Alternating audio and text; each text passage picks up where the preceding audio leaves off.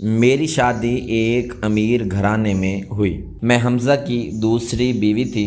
سر پر باپ کا سایہ نہ تھا۔ ماں نے کہا کہ کچھ بھی ہو جائے مگر شکایت کا موقع نہ دینا۔ گھر میں ایک 18 سالہ گونگی ملازمہ تھی جو بے حد خوبصورت تھی۔ وہ ہر وقت ڈری سہمی سی رہتی تھی۔ میرا شوہر میرے قریب آنے سے کتراتا تھا اور روز رات کو زبردستی مجھ کو دودھ کا گلاس دے کر کہتا، اس کو پی لو۔ میں دودھ پیتے ہی فوراً سو جاتی تھی۔ ایک روز میں بنا دودھ پیے سو گئی۔ رات کو 3 بجے میری آنکھ کھلی تو کمرے میں میرے علاوہ کوئی اور بھی موجود تھا۔ یہ دیکھ کر حیران رہ گئی کہ وہ گونگی ملازمہ۔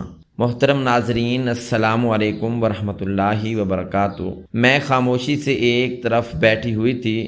دل کی دھڑکنیں حد سے زیادہ تیز تھیں۔ آج صبح جو واقعہ ہوا تھا اسے سوچ سوچ کر میرے رونگٹے کھڑے ہو رہے تھے۔ جس طرح کا رویہ میرے شوہر نے آج ایک معصوم گونگی ملازمہ کے ساتھ اپنایا تھا وہ دیکھ کر میری حالت خراب ہو رہی تھی۔ بے شک وہ مالک تھے، ان کے پاس اختیارات تھے، لیکن انہوں نے جس طرح اس ملازمہ کے ساتھ سلوک کیا تھا، اس حرکت نے میرے رونگٹے کھڑے کر دیے تھے۔ میں کبھی تصور بھی نہیں کر سکتی تھی کہ میرے شوہر ایسا کر سکتے ہیں۔ میں انہیں ہمیشہ سر آنکھوں پر بٹھاتی تھی۔ میری نظر میں میرے شوہر کی بہت عزت تھی کیونکہ وہ بہت ہی نیک انسان تھے، مگر آج جو انہوں نے کیا انہیں میری نظروں تک سے گرا چکا تھا۔ میں اپنے خیالات میں ہی گم تھی جب کمرے کے دروازے پر دستک ہوئی تھی۔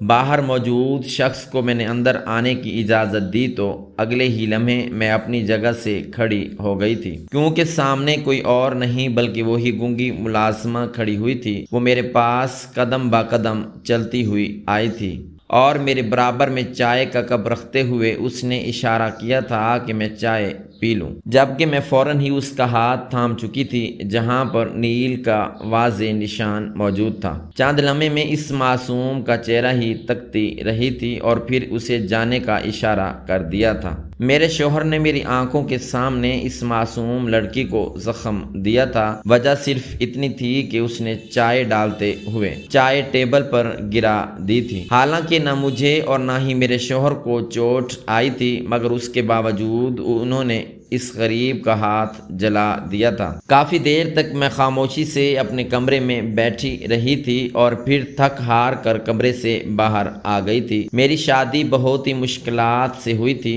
باپ کا سایہ سر پر نہیں تھا۔ ایک بوڑھی ماں اور ایک ہی بھائی تھا جو میرے کفالت گیر تھے۔ امی میرے لیے کوئی ایسا رشتہ ڈھونڈ رہی تھیں جس کے ذریعے میرے حالات بھی اچھے ہو جائیں اور بھائی کے حالات بھی کچھ بہتر ہو سکیں۔ اسی دوران میرے شوہر کا رشتہ ان کے پاس آیا تھا اور میرے شوہر پہلے سے شادی شدہ تھے مگر ان کی بیوی کا انتقال ہو گیا تھا۔ میں ان کی دوسری بیوی تھی۔ وہ میرا شروعات میں بہت خیال رکھتے تھے، لیکن کچھ دنوں سے ان کا رویہ کچھ عجیب ہو رہا تھا اور وہ معصوم گونگی ملازمہ ہر وقت ڈری سہمی رہتی تھی۔ ان دو باتوں نے مجھے کافی الجھا دیا تھا۔ شادی کے شروع میں وہ لڑکی ہر وقت میرے ساتھ رہتی تھی، ہنستی مسکراتی اشاروں سے بات کرتے ہوئے، مگر کچھ دن سے اس کا رویہ کافی الجھ گیا تھا۔ وہ ایسا کیوں کر رہی تھی میں خود نہیں جانتی تھی۔ کئی بار میں نے اس سے پوچھا بھی، کوئی بات ہے، کچھ ہوا ہے تو مجھ سے شیئر کرو، مالکن سے پہلے میں تمہاری دوست ہوں، کچھ بتاؤ۔ میں خود ایک غریب گھر سے تھی، مجھے غریب لوگوں کا ہمیشہ ہی خیال رہتا تھا۔ میں کبھی کسی کے ساتھ برا سلوک نہیں کرتی تھی۔ میں کمرے سے باہر آئی تو میری نظر لاؤنج کے فرش پر گئی تھی جہاں سے وہ چائے کے دبے رگڑ رگڑ کر صاف کر رہی تھی۔ میں فوراً اس کی طرف گئی تھی۔ میں کچھ کہتی اس سے پہلے ہی اماں بھی یعنی ملازموں کی ہیڈ اس کے منہ پر کپڑا مارتے ہوئے بولی، اس سے بھی صاف کرو، اگر ایک بھی دبا رہا تو صاحب تمہاری چمڑی ادھیڑ دیں گے۔ یہ بات یاد رکھنا۔ میں نے فوراً ان کو ڈانٹا تھا، یہ کس طرح کا رویہ آپ اختیار کر رہی ہیں؟ آپ اس کے منہ پر کپڑا کس حیثیت سے مار رہی ہیں؟ جبکہ میری بلند آواز سن کر وہ خاتون گڑبڑا گئی تھیں اور سر جھکا کر بولی، دراصل صاحب نے ہی ان کے ساتھ ایسا رویہ رکھنے کے لیے بولا ہے۔ میں معذرت خواہ ہوں کہ جبکہ میں انہیں سخت نگاہوں سے دیکھتے ہوئے بولی، گھر کے معاملات عورتیں دیکھتی ہیں، اس گھر کی عورت میں ہوں، تو خبردار اس لڑکی کے ساتھ تم نے کوئی بھی برا سلوک کیا، اس کی بجائے میں تمہیں نوکری سے نکال دوں گی۔ سمجھ آئی جبکہ وہ جی مالکن بول کر فوراً ہی وہاں سے غائب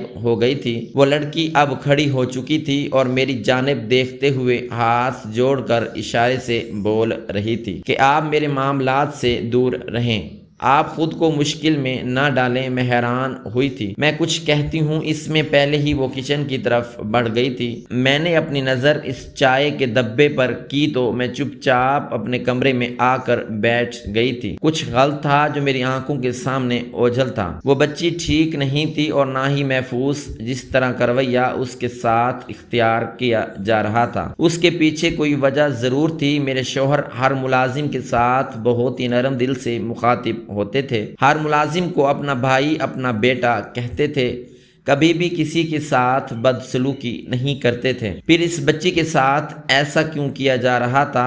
حالانکہ ملازمین میں یہ سب سے کم عمر بچی تھی اور بہت ہی معصوم بھی۔ یہ بات سوچ سوچ کر میں ہلکان ہو گئی تھی۔ کچھ سوچ کر میں نے اپنی ماں کو فون لگایا تھا۔ ابھی میں کچھ کہتی اس سے پہلے ہی ان کی سخت آواز سپیکر سے گونجی تھی، وہ بتا رہا ہے کہ تم اس کی نافرمانی کر رہی ہو، اس کے خلاف جانے کی کوششیں کر رہی ہو۔ یہ سب کیا تماشا ہے؟ جبکہ میں بے اختیار بولی، کیوں، کیا ہوا؟ امی شاید کوئی غلط فہمی ہوئی ہے، ہم دونوں کے درمیان سب ٹھیک ہے۔ جبکہ وہ بے ساختہ بولی، ایک بات یاد رکھنا، تمہارا باپ تمہارے سر پر نہیں ہے، تمہیں ہر حال میں گھر بسانا ہے۔ اگر تم شکایت لے کر گھر آؤ گی یا پھر تمہاری شکایتیں میرے پاس آئیں گی تو یاد رکھنا نیلم، میری طرف سے تمہیں کوئی رعایت نہیں ملے گی، بلکہ میری طرف سے تمہیں ہمیشہ سخت رد عمل ہی ملے گا۔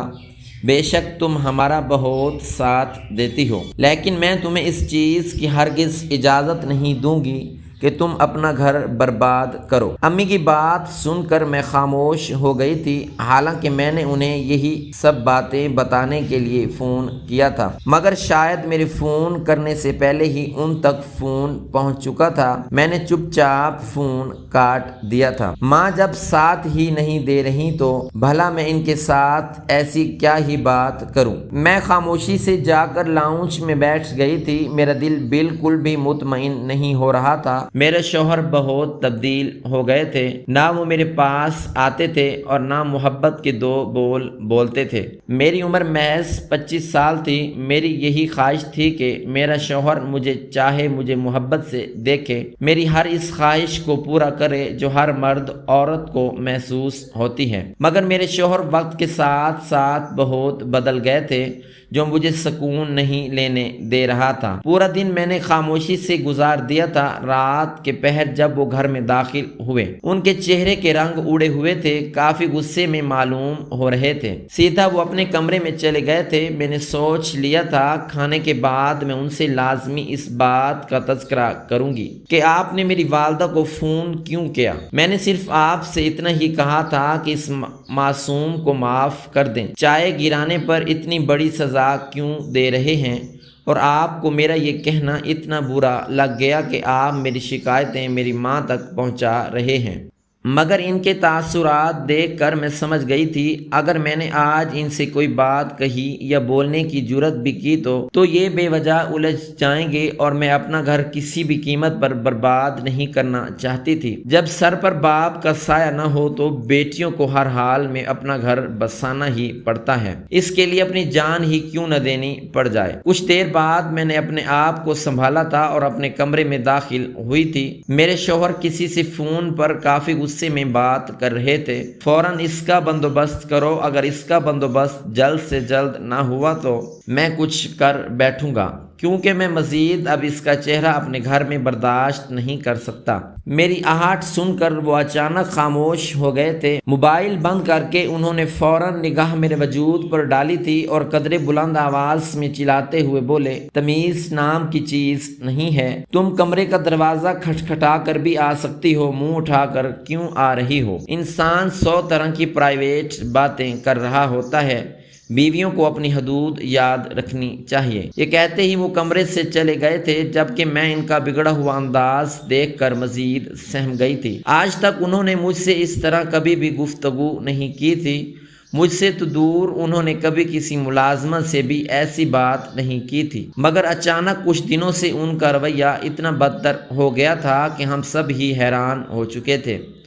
تھوڑی دیر بعد وہی گونگی ملازمہ سہمے ہوئے انداز میں کمرے کے اندر داخل ہوئی تھی اور میرے پیچھے کھڑے ہوتے ہوئے اشارہ کرنے لگی، مجھے بچا لیں، وہ مجھے مار دیں گے۔ میں نے حیران ہو کر اسے دیکھا تھا۔ میں کچھ کہتی اس سے پہلے کمرے کا دروازہ کھلا تھا اور میرے شوہر اندر داخل ہوئے تھے۔ وہ مجھے دیکھتے ہوئے بولے، نکالو اس لڑکی کو، ابھی کے ابھی اسے گھر سے باہر نکالو، میں مزید اس کا چہرہ نہیں برداشت کر سکتا۔ ان کی یہ بات سن کر اب میں خاموش نہیں رہی تھی۔ میں ان کو دیکھتے ہوئے بولی، کیا ہو گیا ہے قاسم، آپ کس طرح کا برتاؤ کر رہے ہیں؟ اتنے امیر ہو کر آپ اتنا چھوٹا دل رکھتے ہیں۔ اس لڑکی نے آخر آپ کے ساتھ ایسا کیا کر دیا جو آپ اس طرح برتاؤ کر رہے ہیں؟ نکالو اسے ورنہ میں تمہیں نکال دوں گا۔ ان کا دہشت بھرا انداز دیکھ کر وہ بری طرح سے رونا شروع ہو گئی تھی، جبکہ میرا دل بھی کانپنے لگا تھا۔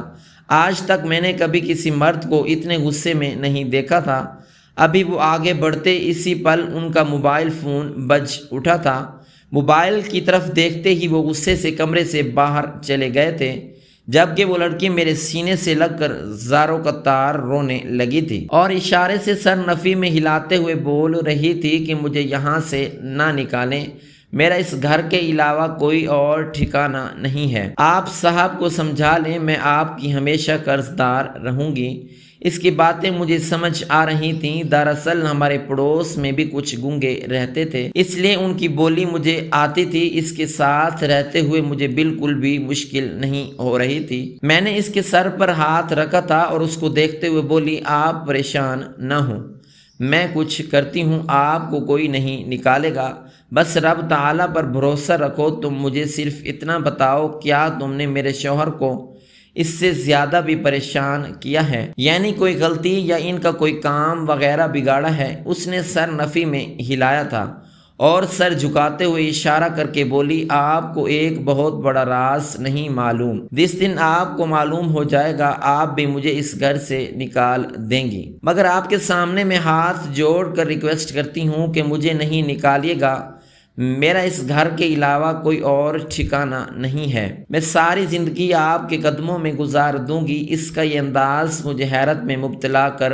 گیا تھا۔ میں اس کو دیکھتے ہوئے بولی، آخر ایسا کون سا راز ہے جو میرے شوہر نے مجھے اب تک نہیں بتایا؟ لیکن وہ سر نفی میں ہلاتے ہوئے بولی، اگر میں نے بتا دیا تو آپ مجھے کبھی برداشت نہیں کریں گے اور صاحب وہ مجھے جلد جان سے مار دیں گے۔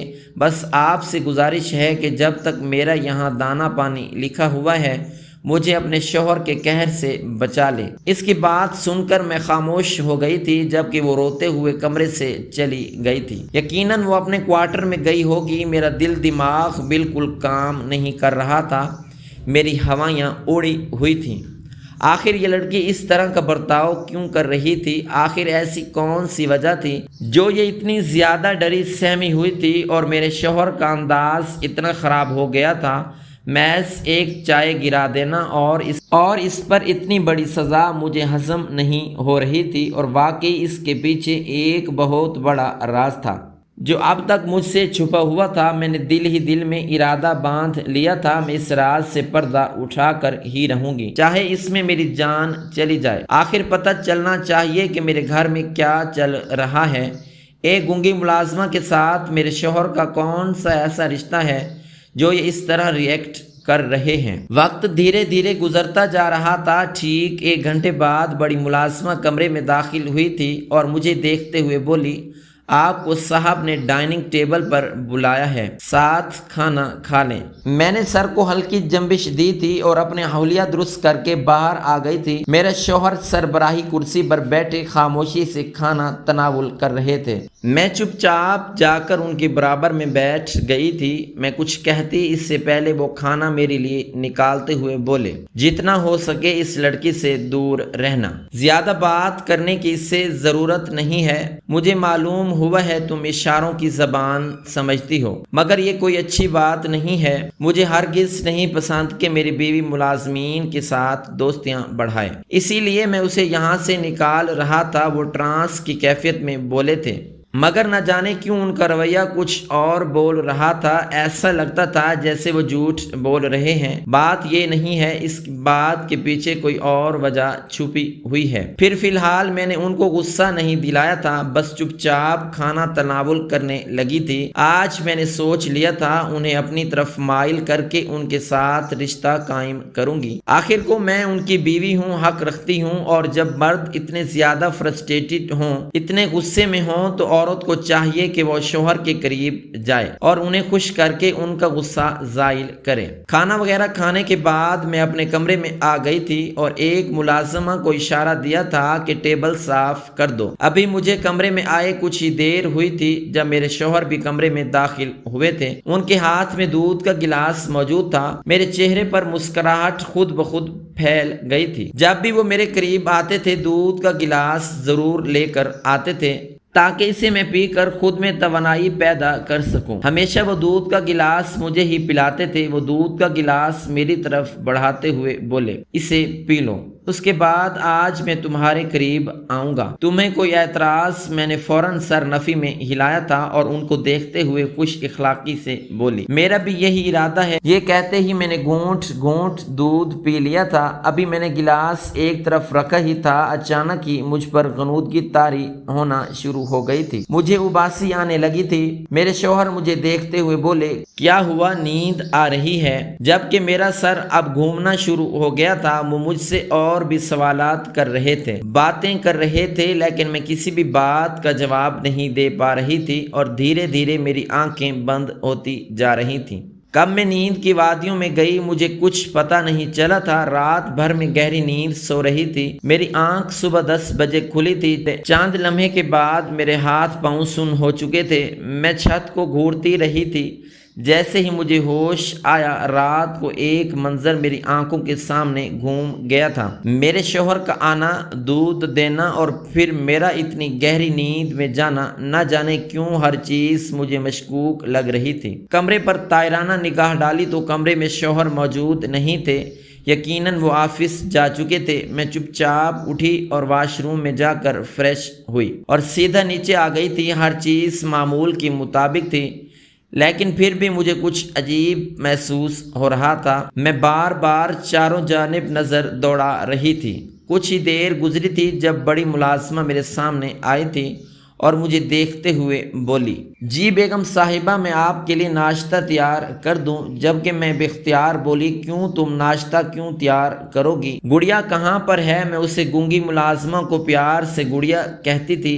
گڑیا کہاں پر ہے؟ میں اس گونگی ملازمہ کو پیار سے گڑیا ہی کہتی تھی۔ وہ مجھے دیکھتے ہوئے بولی، وہ سرونٹ کوارٹر میں آرام کر رہی ہے، آج اس کی طبیعت کچھ ٹھیک نہیں لگ رہی، اس نے آنے سے منع کر دیا۔ یہ سنتے ہی میں بے اختیار اپنی جگہ سے کھڑی ہوئی تھی اور اسے دیکھتے ہوئے بولی، کیوں، کیا ہوا؟ اسے طبیعت اگر ٹھیک نہیں ہے تو ڈاکٹر کو بلایا جائے۔ جبکہ وہ بولی، نہیں، ڈاکٹر کو نہیں بلایا، اس کا کہنا ہے کہ وہ تھوڑی دیر آرام کرے گی تو ٹھیک ہو جائے۔ میں فوراً ہی اس ملازمہ کو نظر انداز کیے سرونٹ کوارٹر کی طرف بڑھی تو اندر داخل ہوئی تو اگلے لمحے میں سانس لینا بھول گئی تھی۔ اس کے چہرے پر واضح تھپڑ کے نشان موجود تھے، سر پر چوٹ آئی ہوئی تھی۔ میں اس کے قریب گئی تو وہ بخار میں تپ رہی تھی۔ میں فوراً ہی اپنا موبائل اپنی جیب سے نکالا تھا۔ ارادہ ڈاکٹر کو فون کرنے کا تھا، مگر میں کچھ سوچ کر تھم گئی تھی۔ اگر ڈاکٹر اس کے چہرے پر تھپڑ کے نشان یا چوٹ کے نشان دیکھے گی تو وہ بے وجہ سوالات کرے گی، ہم پر بھی الزام آ سکتا ہے۔ میں نے پہلے جانچ کرنے کے بارے میں ہی سوچا تھا۔ ایک لمحے کے لیے میرے دل میں خیال آیا کہ میں اسے ہی جگاؤں، مگر اس کی حالت کے پیش نظر میں کچن میں آ گئی تھی۔ دو ملازمہ اپنے کاموں میں لگی ہوئی تھی۔ میں نے ایک ملازمہ کو مخاطب کرتے ہوئے بولی، ارے لڑکی میرے ساتھ ذرا آؤ، مجھے تم سے کام ہے۔ جبکہ وہ جی بیگم صاحبہ کر کے کچن سے باہر آ گئی تھی، میں اسے لیے سرونٹ کوارٹر کی طرف بڑھی۔ راستے میں ہی میں نے اس کے ہاتھ میں پیسے دبا دیے تھے اور اس کو دیکھتے ہوئے بولی، رات کو میرے سونے کے بعد کچھ ہوا تھا؟ وہ بولی، نہیں بیگم صاحبہ، کچھ بھی نہیں ہوا، ہم سب جاگ رہے تھے۔ میں نے اس کا بازو تھام لیا تھا اور اس کی آنکھوں میں دیکھتے ہوئے بولی، اگر چاہتی ہو کہ میں اور پیسہ دوں اور تمہیں، تو بہتر ہوگا کہ مجھے بتاؤ کیا ہوا ہے۔ رات میرے سونے کے بعد گڑیا کے ساتھ کسی نے کچھ کیا تھا، اس کے چہرے پر تھپڑ کے نشان موجود ہیں۔ کل رات تک وہ بالکل ٹھیک تھی، اسے کوئی بخار نہیں تھا، اب اچانک بخار کیوں ہوا؟ میری بات سن کر چند لمحے وہ ملازمہ خاموش رہی تھی اور پھر سر جھکا کر جو بات اس نے مجھے بتائی وہ میرے رونگٹے کھڑے کر چکی تھی۔ میں نے بے اختیار اس کا بازو چھوڑتے ہوئے 2 قدم پیچھے ہوئی تھی اور اسے دیکھتے ہوئے بولی، نہیں تمہیں کوئی غلط فہمی ہوئی ہے، ایسا نہیں ہو سکتا۔ میں ہر چیز برداشت کر سکتی ہوں، ہر چیز مان سکتی ہوں، لیکن یہ نہیں، میرے شوہر اتنے ظالم نہیں ہو سکتے۔ میرے منہ سے بے اختیار نکلا تھا، جبکہ وہ عورت فوراً میرا ہاتھ تھامتے ہوئے بولی، بیگم صاحبہ آپ کہیں بھی میرا نام نہیں لینا، میری نوکری چلی جائے گی، صاحب مجھے زندہ نہیں چھوڑیں گے، میں آپ کے آگے ہاتھ جوڑتی ہوں۔ جبکہ میرا دل خوف کے مارے دھڑکنا بھول گیا تھا۔ جس طرح کی بات اس ملازمہ نے کہی تھی وہ مجھے چین نہیں لینے دے رہی تھی۔ میں نے سر کو ہلکی جنبش دی تھی اور اپنے ہاتھ چھڑا کر اس ملازمہ کے پاس ہی آ گئی تھی۔ گڑیا ابھی تک بخار میں تپ کر گہری نیند میں سو رہی تھی۔ میں نے کچھ سوچ کر اپنے محلے کے ڈاکٹر کو فون لگایا تھا۔ اکثر ماں کی دوا کے لیے ہم انہیں فون کرتے ہی رہتے تھے، اسی لیے میرے پاس ان کا نمبر موجود تھا۔ پہلی بیل پر ہی ڈاکٹر ذاکر نے میری کال ریسیو کر لی تھی۔ میں گھبرائی ہوئی آواز میں بولی، آپ میرے سسرال آ سکتے ہیں، مجھے آپ کی مدد چاہیے، بدلے میں آپ کو کافی پیسہ دوں گی، لیکن آپ کسی بھی قسم کا سوال نہیں کریں گے۔ ڈاکٹر ذاکر فوراً بولے، ہاں میں آ جاؤں گا، آپ مجھے اپنے گھر کا ایڈریس بھیج دیں۔ میں نے فوراً ہی انہیں میسج پر ایڈریس سمجھا دیا تھا اور ان کے آنے کا انتظار کرنے لگی تھی۔ تقریباً آدھے گھنٹے بعد ڈاکٹر ذاکر آ گئے تھے۔ گڑیا کا مکمل جائزہ لے کر انہوں نے بھی مجھے وہی بات بتائی تھی جو اسی ملازمہ نے بولی تھی۔ میرے ذہن و گمان میں بھی نہیں تھا کہ میرے شوہر اس حد تک گر سکتے ہیں، اور وہ گڑیا کے ساتھ ایسا کیوں کر رہے تھے۔ سب سے اہم بات یہ تھی، گھر میں اور ملازمہ بھی تھیں، گڑیا سے خوبصورت بھی تھیں، پھر صرف گڑیا ہی کیوں ان کے عتاب کا شکار ہو رہی تھی، یہ بات میری سمجھ سے باہر تھی۔ وقت دھیرے دھیرے گزرتا جا رہا تھا۔ میں نے اپنے شوہر سے کوئی الٹی سیدھی بات کا تذکرہ نہیں کیا تھا، کیونکہ وہ ہر چھوٹی بات پر بے تحاشا غصہ کر رہے تھے۔ میں نہیں چاہتی تھی کہ کسی اور کی وجہ سے میرے گھر پر کوئی بات آئے۔ امی کی بھی سختی سے انسٹرکشن تھی کہ اپنے شوہر کا خیال رکھو، اس کی طرف سے کوئی شکایت نہیں ملے۔ روزانہ اب وہ مجھے باقاعدگی سے دودھ دینے لگے تھے۔ ان کے دودھ دینے سے میری نیندیں کافی اچھی ہو گئی تھیں۔ آج معمول کا ہی دن تھا، میرا دل کافی بھاری ہو رہا تھا، کچھ بھی کھانے پینے کو دل ہی نہیں چاہ رہا تھا۔ صبح سے ہی میری ایسی کیفیت تھی، رات کا کھانا بھی میں نے دل مار کر 2-4 لقمے ہی اپنے حلق میں اتارے تھے۔ شام ہوتے ہی میرے شوہر میرے لیے دودھ کا گلاس لیے آ گئے تھے، مگر میں نے ان سے دودھ کا گلاس لے کر ایک طرف رکھ دیا تھا۔ دل اتنا متلی ہو رہا تھا کہ دودھ کی طرف دیکھنے کا بھی دل نہیں چاہ رہا تھا۔ انہوں نے 2-3 بار مجھے سختی سے تاکید کی تھی، دودھ پی لینا، میں ذرا ایک کام سے آ رہا ہوں۔ جبکہ میں نے صرف سر ہاں میں ہلا دیا تھا۔ ان کے جاتے ہی میں فوراً اپنی جگہ سے کھڑی ہوئی تھی اور دودھ واش روم میں بہا دیا تھا، کیونکہ اتنا دل خراب ہو رہا تھا، میں پینا چاہتی ہی نہیں تھی۔ بستر پر لیٹتے ہی میں گہری نیند میں چلی گئی تھی۔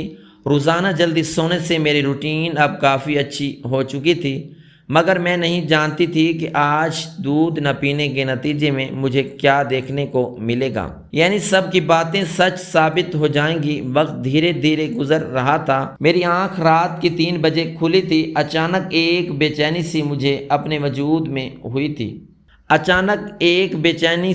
اپنے وجود میں ہوتی ہوئی محسوس ہو رہی تھی۔ चंद लम्हे में खामोशी से चत लेटी रही थी, मगर अचानक मुझे कमरे में किसी की सरगोशी की आवाज़ आई थी। मैंने जैसे ही दाएं जानिब पलट कर देखा तो अगले लम्हे में मेरे मुंह से बुलंद चीख बरामद हुई थी। मैं घबरा कर बैठ गई थी। फौरन ही मैंने कमरे की लाइट्स जलाई थी। गुड़िया नीचे ज़मीन पर बैठी हुई थी और मेरे शौहर उसके सामने बेल्ट लिए खड़े थे। मुझे देखते ही वो हड़बड़ा गए थे, जबकि गुड़िया रोते हुए मेरे पास आई थी, मेरी पनाह में छुप गई थी। जबकि मैं अपने शौहर को देखते हुए बोली, ये सब क्या है कासिम, आप क्यों इस पर तशद्दुद करते हैं? आपको क्या ज़हनी तस्कीन हासिल होती है? डॉक्टर जाकिर भी यही कह रहे थे कि इन्हें मुसलसल तशद्दुद का निशाना बनाया जा रहा है। खुदा को माने किसी गरीब को नुकसान पहुंचाकर आपको क्या हासिल हो रहा है, या आपको इससे कोई भी गलत इंटेंशन है? सच सच बताएं। आज मेरा दिमाग खराब हो गया था, मेरी आज बस हो गई थी। मैं कब तक इस गरीब को मार खाता हुआ बर्दाश्त कर सकती थी? और फिर जो बात मेरे शोहर ने मुझे बताई वो सुनकर मैं हैरत के समंदर में गोता जन हो गई थी। वो गुस्से से बोले, जो हरकत इसकी माँ ने की थी ये ना करे, इसीलिए मैं इसको हर रात तकलीफ देता हूँ ताकि ये किसी और की ना हो सके, मेरे घर को छोड़कर भाग न सके। जबकि मैं इन्हें हैरान होकर देखने लगी थी वो कहना क्या चाह रहे थे। फिर अचानक ही गुड़िया रोते रोते अपनी ज़बान से बोली, बाजी ये कोई और नहीं मेरे बाबा हैं। जब से अम्मी ने ये कदम उठाया है बाबा मुझ पर बहुत सख्ती करते हैं, क्योंकि उन्हें डर लगता है कहीं मैं भी वो काम ना कर जाऊं जो अम्मी ने किया था। मगर मैं उनको ये बात समझा कर थक चुकी हूँ कि मैं अम्मी नहीं हूँ, मैं उनकी बेटी हूँ। बेशक बेटियों में माँ के गुण आते हैं, लेकिन मैं आपकी तो बेटी हूँ। मैं क्यों करूँगी ऐसा काम जिसमें ज़िल्लत है? उन्होंने मुझे अम्मी की सज़ा देने के लिए घर की मासी बना दिया, मुझे गूंगी कह दिया, मैं कुछ नहीं बोल पाई। अब ये मुझे मारते हैं ताकि मैं कोई गलत कदम न उठा लूं। इतनी सख्तियों के बाद भी मैं जिंदा हूँ। पता नहीं क्यों मैं मर नहीं जाती ताकि इनकी तकलीफ ख़त्म हो जाए। जबकि मैं ऐसी हो गई थी जिसे काटो तो बदन में लहू ही नहीं है। मैंने इस लड़की को अपने सीने से लगाया हुआ था। वो घर की मुलाजमा नहीं बल्कि इस घर की बेटी थी, मेरी सौतन की बेटी, मेरे शौहर का असल खून। जबकि मेरे शौहर चिल्लाकर बोले, ज्यादा हमदर्दी समेटने की जरूरत नहीं है, तुम भी अपनी माँ जैसी हो। अभी वो मजीद कुछ कहते इससे पहले वो मैं अपनी जगह से खड़ी हुई थी और एक जनाटेदार थप्पड़ मैंने उनके मुंह पर रसीद किया था और उन्हें देखते हुए चिल्लाकर बोली, शर्म से मर जाएं, बेटियां सर का ताज होती हैं। आप एक रहमत को इस तरह जलील करते हैं, इस तरह मारते पीटते हैं क्योंकि आपकी बीवी ने गलत किया। अगर वो औरत ही गलत थी तो आप इसकी बेटी के साथ ऐसा क्यों कर रहे हैं? अगर आपको इतना ही डर है तो एक ही दफ़ा इसे ख़त्म कर दें, किस्सा ही तमाम कर दें। आप इस बच्चे के साथ इस तरह क्यों कर रहे हैं? सिर्फ़ और सिर्फ अपने आप को तस्कीन पहुंचाने के लिए, क्योंकि आपकी बीवी आपको छोड़कर चली गई। आप खुद को ये सब करके सेटिस्फाइड करते हैं। आप ठीक हैं, वो औरत गलत थी। मैं पूछती हूँ कि वो भागी क्यों? आपके रवैये की वजह से। आपने मेरे साथ भी यही सब किया है। ना करीब आते हैं ना मोहब्बत देते हैं, सिर्फ पैसों का घुमंड है आप में, और अब इस मासूम बच्ची की जिंदगी तबाह कर रहे हैं। आप कभी नहीं बदल सकते कासिम, आपका कुछ नहीं हो सकता। ये कहते ही मैं फूट फूट कर रोने लगी थी। चंद लम्हे तक कासिम खामोशी से खड़े रहे थे और फिर बेख्तियार मेरे कदमों में बैठ कर रोना शुरू हो गए थे। इनकी हिचकियां पूरे कमरे में गूंज रही थी। वो रोते रोते बोले, हकीकत यही है, क्योंकि कहीं ना कहीं मेरे दिमाग में ये बात बैठी हुई है कि वो औरत मुझे क्यों छोड़ कर गई, मुझ में क्या कमी है, और इस चीज़ का गुस्सा मैं अपनी बेटी पर निकालता हूँ क्योंकि ये उसी के पेट से पैदा हुई है। लेकिन मेरे समझाने पर और अपनी गलती तस्लीम कर लेने के बाद उन्होंने गुड़िया से माफ़ी मांगी थी और उसे एक बेटी के रूप में कबूल किया था। मुझे भी इस लड़की से कोई एतराज़ नहीं था क्योंकि कभी इसने मुझे कोई तकलीफ़ नहीं पहुंचाई। मैंने अब यही कहा कि जब आप इसे कबूल ही नहीं कर सकते तो इसकी शादी करवा दें, जबकि वो भी यही कह रहे थे बेवजह मैं अपनी औलाद पर शक करूं। मैं इसको इसके घर का कर देता हूं, وہ اب اس کے لیے ایک اچھا رشتہ تلاش کر رہے ہیں۔ میں تمام ماں باپ کو یہ بتانا چاہتی ہوں، اپنی غلطیوں کی سزا اپنے بچوں کو نہیں دیں، خدارا ان پر رحم کھائیں، کیونکہ وہ آج کی جنریشن ہے، انہیں آگے بڑھنا ہے، انہیں آگے بڑھنے کی ہمت دیں، نہ کہ اپنی غلطیوں کا بوجھ اپنے بچوں کے کندھوں پر ڈال دیں۔